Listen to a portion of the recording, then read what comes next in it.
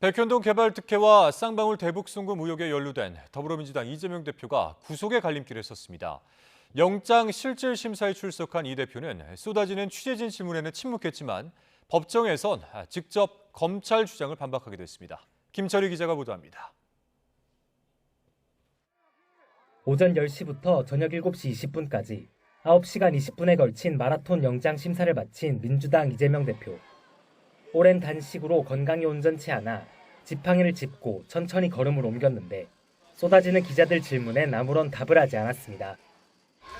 9시간 넘게 조사받으셨습니다. 소금 한 말씀 부탁드리겠습니다.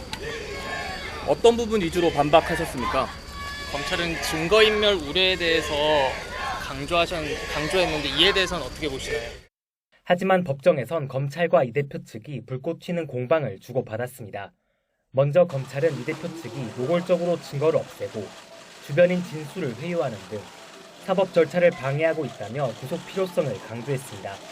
중앙지검 백현동 수사팀과 수원지검 대북 송금 수사팀 검사 8명을 투입해 1,600장 분량 구속 의견서를 낸 데 이어 심사에선 500장에 이르는 화면 자료와 각종 녹취록을 활용해 이 대표를 압박했습니다.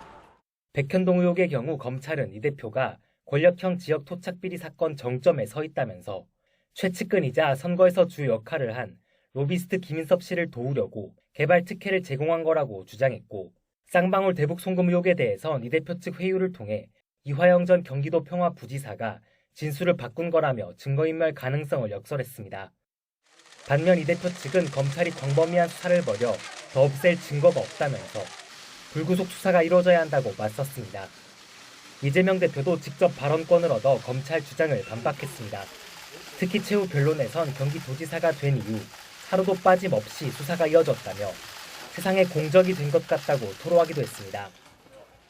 공적 개발을 추진한 이후에 세상에 공적이 돼버린 것 같다라는 이런 말씀을 하시고, 또 경기도지사가 된 이후에 하루도 빠짐없이 지금까지 수사가 이어져 오는 이 상황에 대해서 그런 안타까움, 억울함.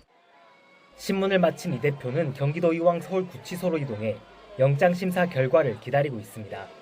앞서 이재용 삼성전자 회장이 삼성 불법 승계 의혹으로 19시간 7분 만에 구속영장이 발부돼 최장 심사 시간을 기록했고, 박근혜 전 대통령도 16시간 40분 만인 심사 다음날 새벽 3시에야 구속이 결정됐던 만큼 이 대표 구속 여부가 결론 나는데도 상당한 시간이 걸릴 것으로 보입니다.